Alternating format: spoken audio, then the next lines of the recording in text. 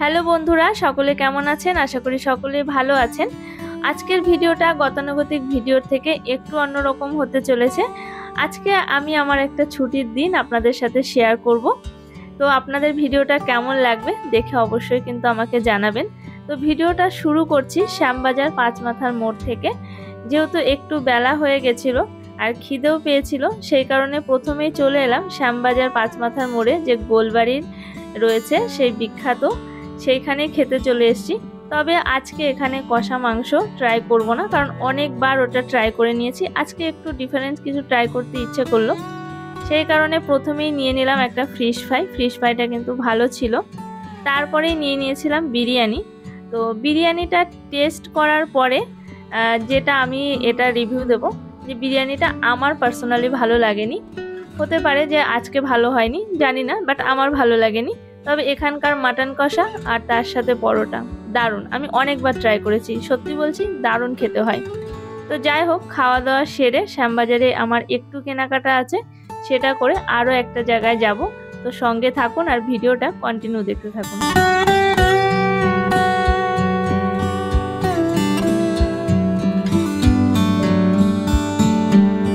শ্যামবাজারে ছোট্ট একটা কাজ মিটিয়ে একটা গাড়ি ধরে শটান চলে যাচ্ছি কলকাতার আরও একটা পরিচিত জায়গা। কলকাতা মানে যেটা মাথায় আসে সেটা হচ্ছে ভিক্টোরিয়া, আর দ্বিতীয়ত হচ্ছে কলেজ স্ট্রিট। এখন আমি চলে যাচ্ছি কলেজ স্ট্রিট। তো বাস আমাকে নামিয়ে দিল আমার স্ট্রিট, সেখান থেকে হেঁটে হেঁটেই যেতে হবে, কারণ বাস কলেজ স্ট্রিট হয়ে যায়নি। যাই হোক, কলকাতার এই নর্থ কলকাতার অলিগলিগুলো ঘুরতে ঘুরতে বিশেষ করে যেগুলো চোখে পড়ে সেগুলো হচ্ছে এইরকম পুরো পুরো বাড়ি, ভাঙাচোরা অলিগলি রাস্তা। যাই হোক, কলেজ স্ট্রিট চলে এসেছি। আর কলেজ স্ট্রিটে আসার পরে যেটা মানে চারিদিকে ছড়িয়ে ছিটিয়ে রয়েছে সেটা হচ্ছে বই। প্রচুর প্রচুর বই রয়েছে, প্রচুর বইয়ের ভ্যারাইটিস। এখানে বইয়ের কোনো অন্ত নেই, সেটা আমরা সবাই জানি। তো এই বইয়ের অলিগলি দিয়ে ঘুরতে ঘুরতে এই রকম কিছু কিছু সুন্দর সুন্দর বই দেখছিলাম, যেখান থেকে ভেতর থেকে খাজানার মতন এক একটা জিনিস বেরোচ্ছিল। এরকম প্রত্যেকটা বইয়ের ভেতরে চিরকুট ছিল, কোনো কোনো বইয়ের ভেতরে তো চিঠিও ছিল, বেশ সুন্দর। তো আমি একটু বইগুলো দেখি, আর আপনারা কীরকম বই পড়তে পছন্দ করেন অবশ্যই কিন্তু আমাকে কমেন্ট করে জানাবেন। আমার যদিও একটু গল্পের বই পড়তে বেশিই ভালো লাগে, আপনাদের কি বই পড়তে ভালো লাগে অবশ্যই জানাবেন।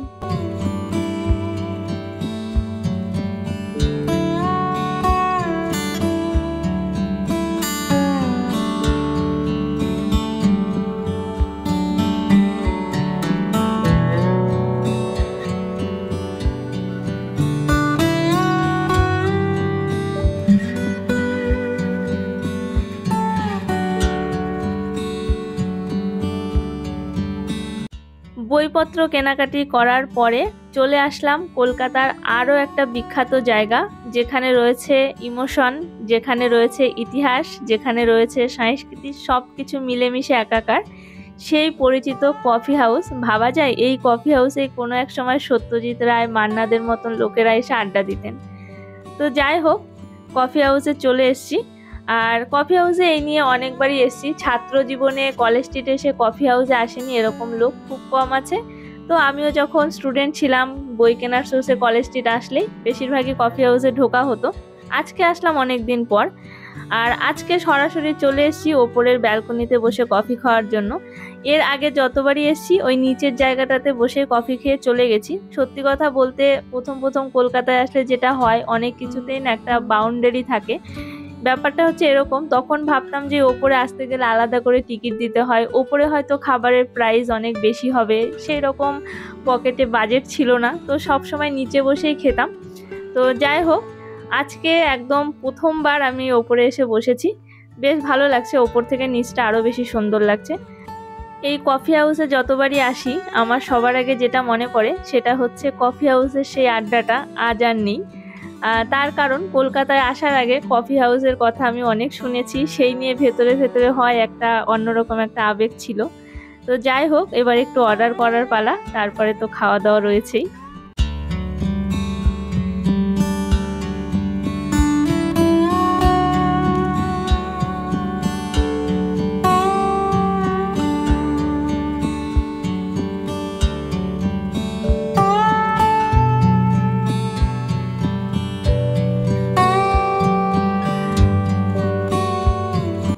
অর্ডার করেছিলাম একটু গরম গরম কফি, তার সাথে ছিল একটা চিকেন কবিরাজি। তো কফি হাউসের খাবারের টেস্ট নিয়ে কিছু বলবো না, কিছু বলার যায় না, এটা একটা ইমোশনের জায়গা, এখানে খাবারের টেস্ট নিয়ে আমি কিছু বলতে চাই না।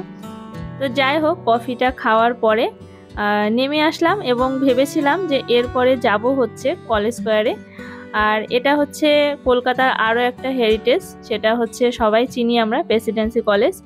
তো এখানে গেটের সামনে দাঁড়িয়েছিলাম আর ভাবছিলাম এবার যাব কলেজ স্কোয়ার, কিন্তু সঙ্গে সঙ্গে কলকাতার আরও একটা হেরিটেজ চোখে পড়লো, সেটা হচ্ছে এই ট্রাম দেখে আমি আর লোভ সামলাতে না পেরে এক প্রকার পরিমরি করে ছুটতে ছুটতে গিয়ে ট্রামে উঠলাম। আর ভিডিও আর ফটোশ্যুট সব চুলোই যাক, ট্রামে তো আগে উঠি, তারপরে অন্য কথা। ট্রামে তো খুব বেশি একটা ভিড় ছিল না, ট্রামটা একটু ফাঁকাই ছিল। আর ট্রামে ওঠার পরে যেটা আমার প্রথম মনে পড়লো সেটা হচ্ছে এই নিয়ে আমি ট্রামে উঠছি সেকেন্ড টাইম। ফার্স্ট টাইম যখন ট্রামে উঠেছিলাম সেটাও এই কলেজ স্ট্রিট থেকেই ছিল, আর সেটাও এরকমই দৌড়ে দৌড়েই উঠেছিলাম। সঙ্গে ছিল আমার রুমমেট আর ছিল আমার ক্লাসমেট। সত্যি বান্ধবী, আজও তোদেরকে ভীষণ মিস করি, সেই দিনগুলোকে মিস করি। আর এভাবেই কলকাতাকে একটু একটু করে ভালোবেসে ফেললাম।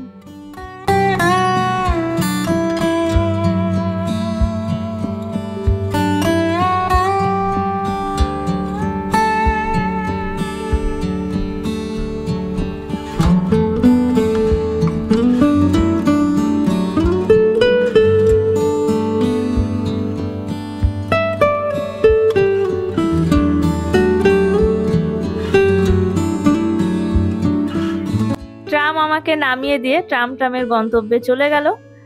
আর এভাবেই একটা ছুটির দিন আমি কাটিয়ে ফেললাম। তো আপনাদের কেমন লাগলো অবশ্যই জানাবেন, এই র্যান্ডম ভিডিওটা আপনাদের কেমন লাগলো সেটাও জানাবেন। যাই হোক, আজকের জন্য আমি এখানেই বিদায় নিচ্ছি। আপনাদের সাথে আবারও দেখা হবে খুব তাড়াতাড়ি পরবর্তী একটি ব্লগে। ততক্ষণের জন্য ভালো থাকবেন।